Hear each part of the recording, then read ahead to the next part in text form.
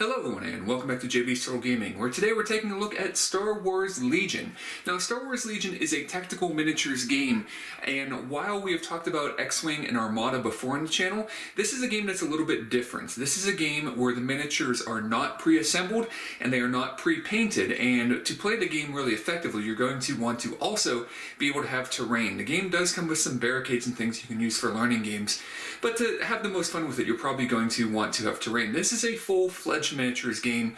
Not that X-Wing and Armada aren't, but in the style of like Warhammer 40,000 is probably the most popular version. So what's this video going to be about? Well, like usual in my videos, I'm not going to give you a straight up recommendation as to buy or don't buy, but rather try to help you make an informed decision based on what you're looking for in a game.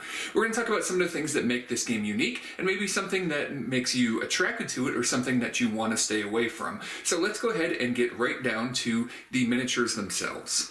Now, if we take a look at the miniatures here, we can see that they're pretty cool detailed miniatures, and this is a good example of a regular Stormtrooper and a special Stormtrooper. There are individual soldiers that can be added to units that have specialized weapons, and they're easy enough to tell apart, and the leaders and units are easy enough to tell apart because of the unique sculpts. And here we can see Darth Vader. Now, obviously, these are not painted. Now, Darth Vader represents one of the leaders in the game, something else that we'll get to in a little bit. I have never painted miniatures before, part of the reason I liked playing X-Wing and Armada, and I'm learning and practicing on some other stuff before I get to these miniatures.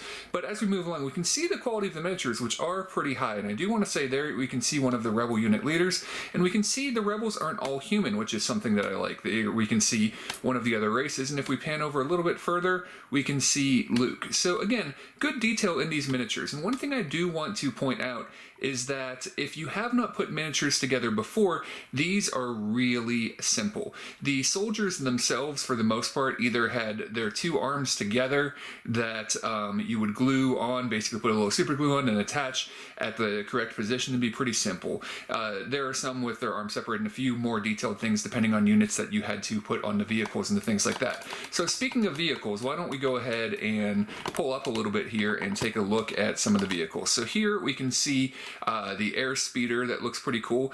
This one, again, if you've never put miniatures together before, it's not too bad. I had a little bit of an issue with this one, just it was tricky with some of the very small parts, and sometimes it's very easy to slot into where things are needed, and other ones you have to have a very gentle hand. There wasn't a ton of parts in this one, but I do want to point it out just overall. I did have a little bit of trouble with that, and there you can see actually some of the barricades that come with the game. So let's go ahead and bring this down a little bit, and we can take a look at, now there's one of the speeders that you may remember from Battle of Endor, and again, pretty nice and a little bit more difficult to put this together than the actual soldiers, of course. So if you haven't played miniatures games before, they are, and actually the soldier isn't glued onto this one yet because I want to paint the soldier individually, and then we're finally going to look at, of course, the big AT-ST, the biggest unit that is available so far. So let's zoom out a little bit here so you can get a nice look at that. This one I actually had a pretty easy time putting together despite the number of parts. So I do want to say, if you've never played a miniatures game before and you're interested in that aspect of the game, of actually putting the models together and actually painting the models, then I think this is a pretty good place to start, because they promised, Fantasy Flight promised, that these weren't going to be overly complicated. And I have to say, never having done this before, having a few little issues here and there, overall I had a much easier time than I would suspect to have in some other games where I've seen their screws. But then again, if you're somebody who's really into this aspect of the game, you may feel like the models don't have as much detail or modding as you may want to do normally. I'm not experienced enough to really speak to that, but overall, I think the models are pretty high quality and relatively simple to put together if that is a concern you have. Alright, now that we've talked about the actual models themselves, let's talk about the size of the game, because that's something that's a little bit different for this game than some other games. This is what I would kind of call a mid-size game. So what do I mean by that? So right now we see all the units that come in the base box, plus the speeder and the walker over there. Those are additional pieces, the two biggest pieces that we see out that you can buy separately. There are also more troop units and things like that that you can get right now, and obviously, as this game expands, there's going to be more and more things that you can get. Now, one thing about about this game that is interesting to me is just that it definitely works like a bigger size game like Warhammer or something like that, although it doesn't necessarily have to be as massive as some of those games. And that's why I kind of call it a mid-sized game. Now, if this is a lot of stuff, now, and I do want to point out, this is a 3x3 mat. Normally when you'd play on a 3x6 mat, so two of these side by side. And you would have all these units out there. And in the base box, you get your two different troops that have 4 units and then 3 extra ones you can use upgrade cards to add. So basically 7 total people in each of the 4 units you have out there. You have the leaders, Vader and Darth. You have the smaller walker here, and then you have the 2 speeders up in the other corner. So overall, I think as far as a base box goes, that's pretty good value. It's comparable to a lot of other games in my opinion. Now the only terrain you get are these barriers that you see here, and obviously you're going to want to add your own terrain. Some games do that, some games don't, but I think it's a better base box, and you can definitely have an enjoyable game out of the base box with just what you have here, even more so than you could in X-Wing or Armada from Fantasy Flight. Although I do want to say they do kind of not give you enough dice. You're going to want to buy a second set of these dice like you are for all the Fantasy Flight games of this style.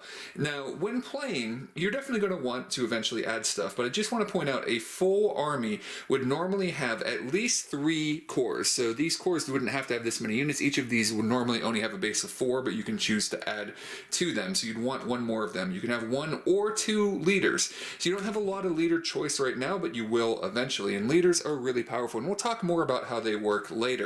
And then you can have this up to a certain number of other units like heavy units or support units or things like that. But overall, this game doesn't bring as massive an armies as some, higher point scale games in Warhammer might do. However, you can choose, if you're playing casually with a friend, to play higher point values than the 800 point value that is the standard tournament, and play on a bigger size than the 3x6 if you want to do that. Obviously, any of these games you can do something like that. However, if this is too much table space for you, just too many things to store, I do want to point out that there are other games out there with smaller footprints. These tactical games that are reliant on a small number. You might have a troop that has anywhere from like 4 to 8 or something like that individual units, and that's it. And those games, just for a few examples, there's Infinity, there's the 2nd edition of Dead Zone, there is Bushido, there's a lot of other games out there. So I do want to point out, if you're still not sure what minis game you want to get into, there are smaller scale ones than this out there, and Warhammer can definitely be a bigger scale, and that's often a game I'm going to compare it to because it's the most well-known. It can be pretty massive. But that's something you're going to want to think about, is what size game are you want to go to, how much modeling you want to do. We've covered first off, and now the size. Let's move on to complexity next. Now complexity, we're going to stay right here because this game does its best to kind of bring down the complexity a little bit and definitely make this game accessible. One of the things this game does that a lot of games do is they have leader-based movement. So this dude with the cloak here, he's my leader. Normally if I move with him, I would put this right up against their base and be able to move like this. And again, normally they would actually have a movement speed of 2. All of it's pretty clear on their unit cards. But in this case, just as an example, I'm going over this barrier. It's considered rough terrain, so I reduce my speed to 1, and then I can do something like this and move them down. Now there are simply movement templates for speeds 1, 2, and 3, and that's it, as opposed to having to use a ruler and measure things out. Also, if you're using them with the bigger models like this, there are notches that can go into, and on all of these you can basically turn up to 90 degrees with a movement. Now you can also use a movement action with vehicles to just turn them 90 degrees as well. So that's something that some people may like or not like. If you've never played a miniatures game, the idea of not having to use tape measures over and over and having to fudge over, am I going the right distance, whatnot, breaking up the movement between multiple different measurements if you're moving in kind of a zigzag pattern or something like that, all of that can be a little tricky for new gamers, and this definitely simplifies it and makes it pretty exact. There are definitely positives and negatives for that. If you're looking for something exact, this is nice, although you're probably going to have to mark and move miniatures around in order to make this work and lay it flat. In some cases you just won't be able to lay it flat, and then it's not exact anyways. And having that limited movement as opposed to being able to break up on different angles may be something that's a little annoying. But one of the themes that you'll hear me talk about when I talk about this game is the simplicity of it. And this does make things pretty exact and simplistic, and that's nice. Another thing that's nice, and a lot of miniature games do this, is I mentioned earlier the leader-based movement.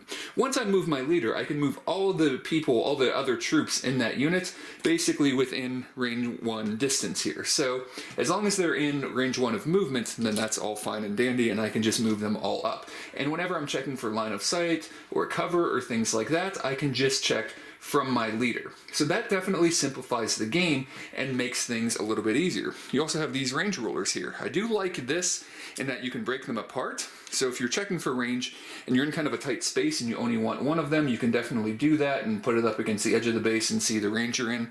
But for distance and ranges, you just use this. And again, not measurements and tape measures. So again, that's something that allows for a good degree of simplicity in this game. Now, is this something that is too simplistic? Well, that's going to be up to you. Again, if you've never played a miniatures game of this style, I think this may be a pretty good choice because overall, the rules aren't overly complicated, and whenever you're doing things in the game, in general, a lot of the things you need are going to be on the cards. The cards themselves are going to have keywords, and you're not going to have to look up in a big lexicon and how things work. Now, if you're really into complex miniatures gaming, wargaming, and you've played a lot of 40K and things like that, you may look at these rules and say they're a little too simplistic for you. So again, my goal here isn't to recommend this game or not, but to help people decide on how things should work. Now, we've talked about movement. Now, one thing I do want to talk about is attacking in dice pools and how they work, because this is another way that the game changes its complexity a little bit, maybe makes things a little bit simpler, but it also may annoy some people. Now for this example, we're going to talk about doing an attack with the ATST Walker. Now normally this is a thing that you would be able to use 2 weapons with at once. Usually each unit, each individual model can only fire 1 weapon. However, this one can fire more than one with its keyword Arsenal 2, and there's an explanation there. Now while some of these explanations may go away in later additions to the game, in general the way these games often work is that there are a lot of explanations on the base sets and the first things that are put out, which are nice, so you can get used to the game and how certain keywords work. So again, something you don't have to look up a lot. So weapons you might add to it. Again, come with model, you can just have the card out there so you don't need to look up the rules in a big rule book or something like that in case you forget. So all of this is pretty nice. Now, one of the things this game does that's a little bit different than most games though is keywords carry over in a dice pool. So what do I mean by that? So let's look at these 2 different weapons here. Maybe we're deciding if we want to add one of these 2 weapons to something. Well, this one only works within range 1 to 2 and uses 2 black dice. This works within range 1 to 3 and uses 1 of each die. So why would we ever choose this one over this one? Well, maybe it's because we really want this keyword blast. So blast just ignores cover. Cover can be pretty powerful in this game. Light cover cancels 1 hit, and it's usually like being behind some trees or something like that, or another vehicle, and hardcover, like being behind a barricade or something, actually stops 2 regular hits. Critical hits go through, but regular hits can be stopped with cover. Now what's interesting about this though is if I were to do an attack with 2 weapons on this vehicle, maybe my blaster cannons and then this being in range 2, all of my dice are going to get blast. In other games, normally I would roll these 2 black dice separately from the black dice in this dice pool because only the 2 dice in this pool are going to ignore the cover, and then these will still potentially be blocked by cover. This game again wants to make things a little bit simpler. So basically the idea is if you have something in a dice pool, all the dice in that attack, as long as these are both attacking the same unit obviously, then they would all be in the same dice pool, then they all go together and they have that keyword effect. So even any hits that I would roll from this weapon are also going to ignore the cover, and regular hits can't be stopped by cover. So that's something some gamers may not like. They may think it doesn't make a lot of sense, but it does make the game simpler and also more lethal. And you may say, well, that's a little unfair, but the same effect goes for if you have a whole group of troopers shooting at something, and let's say you have one weapon in there that does something interesting, then it's all added to that. Now, there are special things like, for example, Impact 3. So Impact is something that allows you to turn regular hits into critical hits, basically, so that if you are trying to do attacks on something that has armor, and again, we can see the explanation on the back, which is nice. So normally things with armor just stop regular hits, so that's nice. Those you basically would be able to turn 3 dice into critical hits with that, 3 hits into critical hits, and then if you have another impact, that will stack on top of it. So this has impact 1, so I would have impact 4 if I had these 2 weapons in the pool. So all of that makes the attacks a little bit easier. You don't have to make as many dice rolls as some other games. And again, thematically, it may throw some people off. They may not like that, but the idea of this game is to not have a situation where you're constantly bickering over something or having overly complicated things where you're doing this and this and this and this. Certainly things will happen. happen. There's aim tokens and dodge tokens and things that can affect dice rolls, but in general the attacks in this game aren't going to be any more complicated than, say, an X-Wing or Armada or things like that with different modifiers going off, and less so than some other miniatures games because of the way all of that ties together. So far we've talked about the size, the models, the complexity of the game. Let's talk a bit about the strategy and what makes this game unique. One of the things you're going to do in this game is at the start of every round you're going to play a command card unless you are not able to play one. And command cards are going to have a certain number of pips on them up in the corner. You can see this one has 3. It'll range from 1 to 4. And they'll tell you who you can activate. In this case it says Luke Skywalker into units. Now the way commands work is you have these command tokens in your pool. So basically every unit that you still have out on the board is going to have a token that represents them. In these cases, these are 2 core units and they have both the same symbol. So if I'm able to activate Luke Skywalker, I'll give him a command and then 2 other units. Well, they have to be within range 3 on the range ruler here. So I've put 3 of them together, and we can see that my cores definitely are, but this walker isn't, while this speeder is. So hypothetically, let's say I wanted the other 2 units to be these 2 units. This one can't receive one from Luke. Now, bear in mind, you can have up to 2 commanders in a group. Now, in an army. Again, more of them will come out later, and there is some strategy to that. For example, one of the ways you can try to play for objectives, which we'll talk about in a moment, one of the objectives for the game is potentially score a point for each commander you have on the other side of the battlefield at the end of the game in the enemy's deployment zone. Obviously, if you have more than 1, that's 2 potential points instead of just 1. But commanders are really important, and bear in mind too, this seems pretty big here, this range ruler on this map, but bear in mind, we'd normally be playing on a space twice as wide as this. So this area isn't necessarily as big as you may think it is. So, having your commander be able to issue orders to troops can be pretty important, because these 2 tokens we haven't given will basically be shuffled up, and in some cases we're only using maybe 1 token on some of the commands, the ones with 1 pip. So that can be kind of tricky. Now bear in mind, the one with 4 you still only get to 1 order, but you take that back in your hand. But again, we're not going to get into all the details about the game here. So basically, whenever we take our turns, whoever has initiative will activate 1 unit, and then the other player, and back and forth. Whenever you are now actually having your units activate, you either will flip over one of the tokens out on the board, or you'll draw one from the pile of ones that are random. So by issuing commands, you're controlling when you're giving your turn, how quickly you're going, what units you can activate, and then what are going to be random. So maybe you really want to activate a certain unit, and you're hoping you get it. Maybe you leave your 2 core units in there that you have left, knowing that you'll be able to, if you have to activate one of them, you know that you'll draw a core unit, something like that. So there is a bit of strategy to this. Some people don't like this. Now there are cards like comm links that you can give to certain units and they can receive orders outside of the command range, but that is something interesting about the game I do want to point out, is the way that these commands work. And some of the future commanders that we're going to see coming out, while Luke and Vader can definitely do certain cool things, they are very combat oriented, while there's other commanders that are going to be more passively buff oriented and being able to do cool things to help out the units around them, which is one of the things I think is pretty interesting and definitely gives the game some complexity. So now that we've talked about the basics of command and how that works, let's talk about the objectives and how you actually win the game.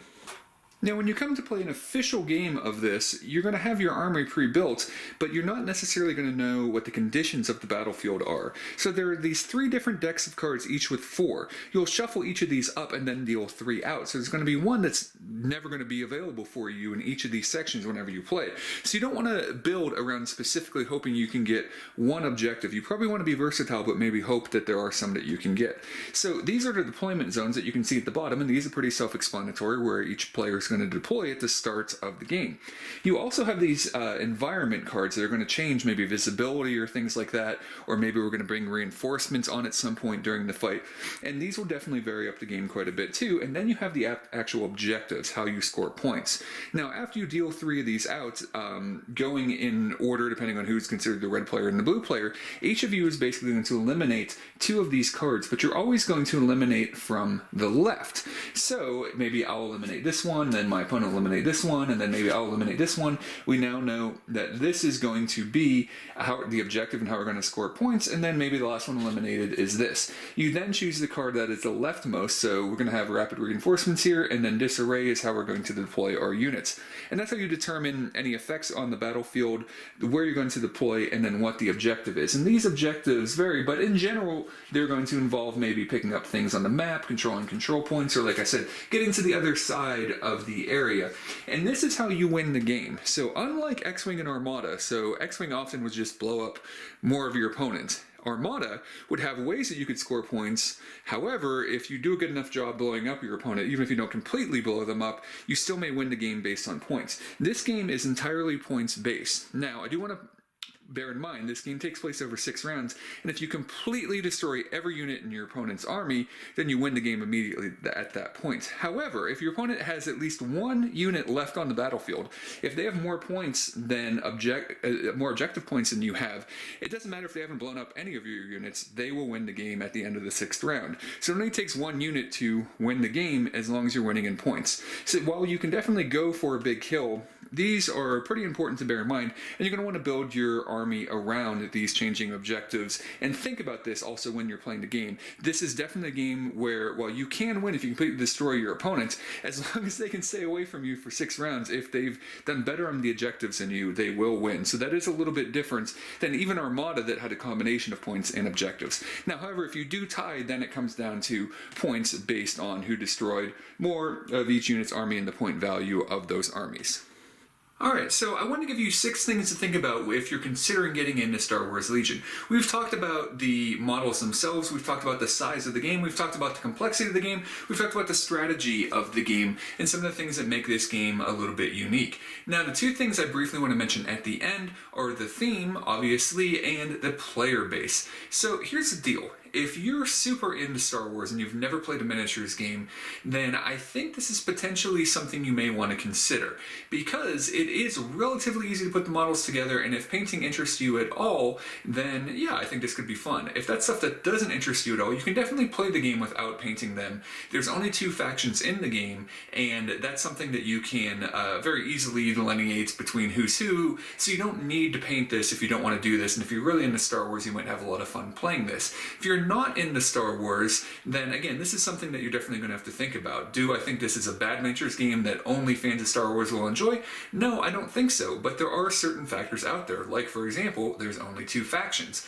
A lot of other miniatures games out there have a lot of different factions that play very differently from each other, and this game doesn't. So if theme is a big deal for you, then obviously that's something to consider. And if it isn't, I do want you to at least think about the other miniatures games out there if this is something that interests you. You do have to bear in mind, again, maybe the complexity of building and things like that, or the expense of it, and there's all kinds of things to consider, but that's what this video is here to help you to try to decide.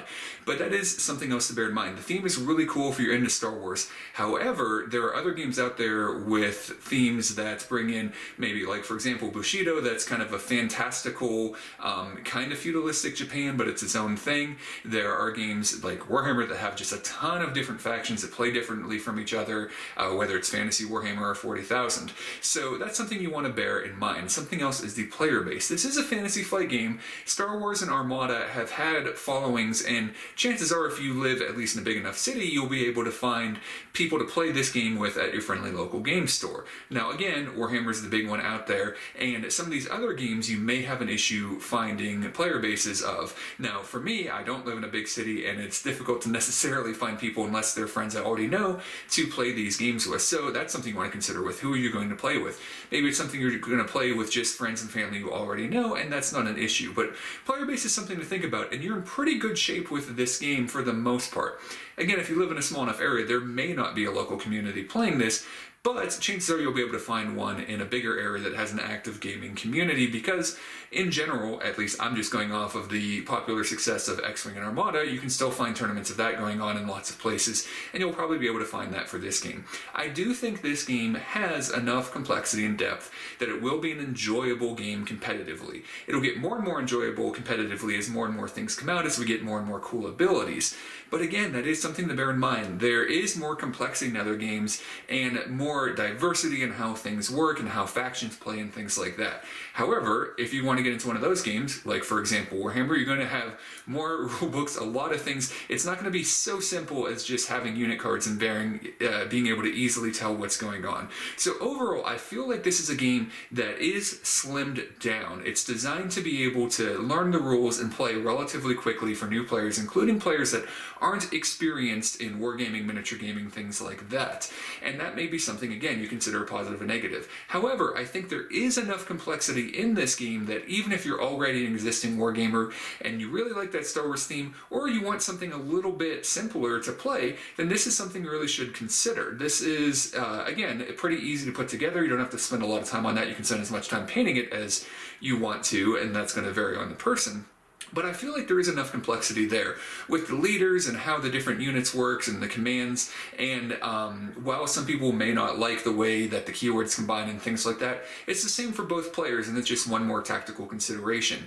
And if the theme of that bothers you and some of the decisions they've made bother you, then maybe this isn't the game for you. But this definitely isn't one that has gone for the most level of complexity or realism, but rather to streamline things to be able to make this playable for new players. However, again, bear in mind, there are smaller games out there. There are tactical games that use a smaller number of miniatures, have a smaller footprint, that can give you that wargame miniature gaming experience that may be even easier to get into, while some of them may have some fairly complex rules. Like, for example, Infinity I mentioned before, there's a lot of rules in that, and that may be a perfect game for somebody who's interested in a smaller footprint, controlling a small number of units, but it has a lot of intricacies of weapons having different effective ranges where they're different based on how far they are, and there's this ability where units can react to other units and fire back depending on a situation, but if you do certain things, positioning and ranges, maybe they can't. There's a lot more complexity to that if that's something that you were interested in. And I also mentioned Dead Zone previously. That one's a little bit more on the lighter end, where the movement's actually grid-based. So the movement's really, really simple, and you can only have a certain number of units within a grid, depending on the size of the units, and each turn you kind of roll dice and you see what your activations are, and that depends on your leadership in that game, but you may get some rerolls in that, and then you can use your actions and your bonuses and things based on what you roll, but the game itself is a little bit simpler. And Bushido I've talked about in a video before. I really like that game. It's really interesting, different setting, and a lot more. There is range combat in it, but it's a lot of positioning and melee combat and wearing out your enemy so that they're not able to defend effectively. Another one, though, where oftentimes when you attack someone, they'll attack back and things like that. There's a lot of choices out there if you're interested in miniature gaming, and I think if you're into the Star Wars theme, if you're into something that is a little bit streamlined, hey, go check this out. And you don't even need to worry that much if you haven't done modeling before and put stuff together. If you want something a little bit smaller, a little bit bigger, there's options out there. If you want something even a little bit less complex, there are a few options out there. And if you want things more complex, there are definitely a lot more options out there. But I do believe this is a game that, while streamlined, is going to offer enough competitive play to be a good, fun, competitive game out there. So if that's something that's worried you, I think that'll be there. But if you are someone that really enjoys those complexities, factions playing very differently from each other, the many different roles and figuring out what's going to get past this armor and do this and all of that, and you that's something that you kind of thrive on, then this may not provide that for you. So overall, Star Wars Legion is a game that's going to provide, I think, a lot of fun for a lot of people and be accessible to that group of people and still give you some cool strategy, but maybe not enough for some of you out there. So thanks a lot for watching, everybody, and we'll talk to you again soon.